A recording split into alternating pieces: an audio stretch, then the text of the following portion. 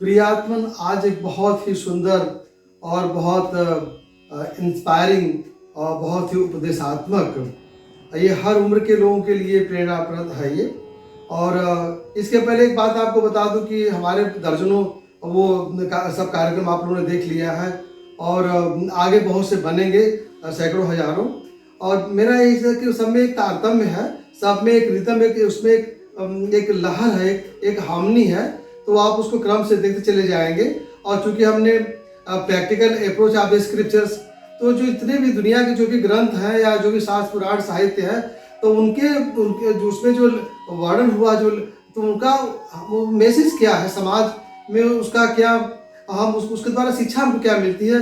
क्योंकि हम उसमें उसके दार्शनिक तत्व तरफ नहीं जा रहे हैं, उसकी दार्शनिक व्याख्या सब की हम के बजाय हम उससे लाभ क्या है, हमें समाज के लोगों को उससे लाभ क्या हो रहा है, ये मैसेज क्या जाता है, इस पर फोकस कर रहे हैं। और आपसे एक निवेदन मेरा साथ साथ ये भी है कि जो मेरा practical approach of the scriptures, ये जो चैनल है, इसको आप लोग वो लाइक करिए और खूब इसको आप लोग उसको विजिट करिए, सब्सक्राइब करिए, शेयर करिए। और अधिक से अधिक, क्योंकि इसके पीछे मेरा पर्पज है कि जो पूरी मानवता, पूरे जो संसार है, उसमें अच्छी अच्छी बातें वो जो बहुत ही रिमार्केबल है, और जिसको शास्त्रीय और वो सैद्धांतिक और दार्शनिक विवेचना न करके उसको संक्षेप में, जिनका कि सटीक सीधा मतलब असर पड़े लोगों पर, जिसकी बहुत ही महती आवश्यकता है। घंटों घंटों के प्रवचन से कोई फायदा नहीं है। आप 2-4 मिनट की कुछ बातें अगर आपको अच्छी लगती हैं, जीवन उतारते हैं, तो वो जीवन आपका धन्य हो जाएगा। आज इस संदर्भ में आज एक बहुत ही सुंदर कहानी आपको वो जो बहुत प्रेरणाप्रद है, वो इस प्रकार है।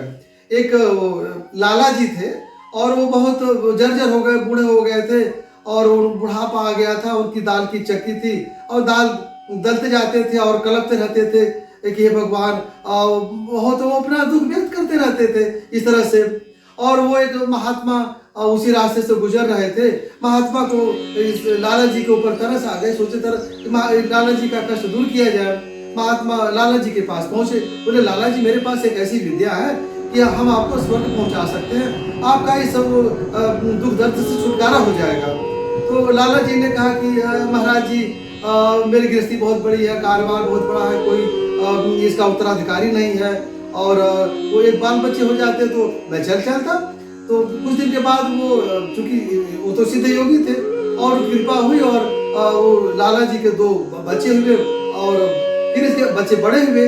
फिर वो संत घूमते घामते फिर अपना वो आए लाला जी के दरवाजे। तो देखा कि अब लाला जी नहीं रहे। अब लाला जी के दरवाजे पर लाला जी नहीं मिले। तो सिद्ध योगी थे, तो संत ने देखा कि वो है कहाँ। तो देखे दरवाजे पर जो बैल है, वही पहले के लाला जी हैं। तो संत ने कहा कि वो बैल से, जो कि बूढ़े लाला जी है, लेकिन वो बैल के रूप में हो गए, जन्म लिए। लाला जी के बाद वो बूढ़े का बैल का जन्म पाए। तो संत ने कहा कि चलो लाला जी, अब तो चलो, अब देखो, अब तो जो बैल बने लाला जी थे, वो सिर ऐसे हिला करके अपना ऐसे ऐसे मैंने उन्होंने एक तरह से नकार दिया, और संत फिर लौट गए। और इसके बाद फिर वो लाला जी ने कहा कि अभी हम ये बच्चों की गृहस्थी शुरू में शुरुआत हो रहा है, और हम बहुत काम करते हैं, अब बच्चे ढोने का काम इस पर हमारे ऊपर करते हैं, हम स्वर्ग चले जाएंगे तो फिर इनका गृहस्थी बिगड़ जाएगी। तो ये उत्तर दिया था लाला जी ने। इसके बाद फिर कुछ दिन के बाद वो आए महात्मा। तो लाला जी, अब वो बूढ़े, जो लाला जी से बूढ़े बैल बैल से अब वो दरवाजे पर कुत्ते बैठे हैं। तो जो लाला जी जो कुत्ते के रूप में हो गए। तो महात्मा ने कहा कि लाला जी, आप तो चलो स्वर्ग, चलो तुमको पहुंचा दें।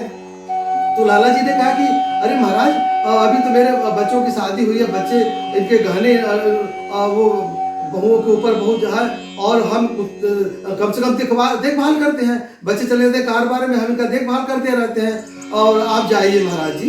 तो फिर वो महाराज हंसी भी आती है, और अंदर से वो तो लाला जी की बात सुनकर महात्मा फिर चले गए। और फिर इसके बाद वो कुछ दिन के बाद फिर आते हैं महात्मा जी। तो तो अब लाला जी की, अब जो लाला जी से वो बैल बने, बैल से फिर वो कुत्ते बने। अब कुत्ते के बाद अब वो मेढक बनकर नाली में, दरवाजे के जो नाली उसमें से पड़े हैं। तो महात्मा आए, बोले लाला जी अरे अब तो चलो, बहुत हो गया, आप चलो, स्वर्ग तुमको ले चले। तो लाला जी ने कहा कि अरे महाराज जी, आप मेरे पीछे क्यों पड़े हैं? देखिए, आप, मैं इस नाली में पड़े अपने बच्चों को देखता हूँ, बहुत तसल्ली मिलती, खुशी होती है। और स्वर्ग में क्या आपको देखकर निहाल होऊंगा? आप चल जाओ बाबा, मेरे पीछे मत पड़ो, जाओ, हमको नाली में रहने दो।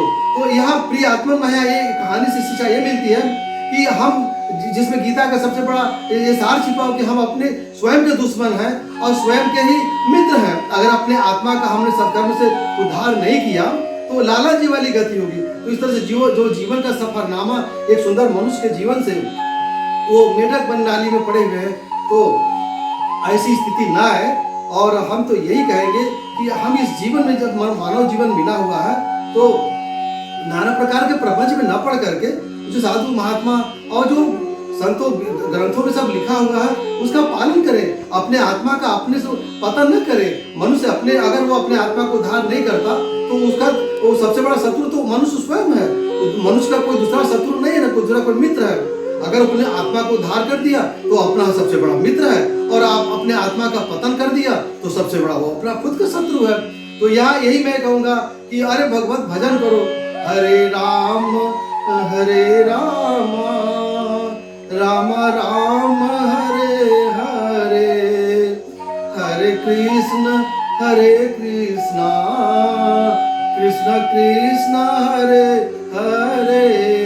इस तरह से भजन करते अपने जीवन का उद्धार करें, अपने जीवन को ये उसको अपने आत्मा को पतन के मार्ग पर न ले जाए। हम इससे यहाँ यही बात कहना चाहूँगा कि ये जो संसार में अनादिकाल जो मेरा अपना है, परमात्मा मेरा अपना है, उससे हम दूर भागते चले जा रहे हैं। और घर संसार, महल, प्रॉपर्टी, बाग बगीचा, खेत खलियान, ये सब नासवान है। अगर हम इसको समय रहते इसको छोड़कर परमात्मा में मन नहीं लगाते हैं तो परमात्मा इसको छीन लेता है। और अब आज वो मेरा है, कल किसी और का होगा, उसके पहले किसी और का था।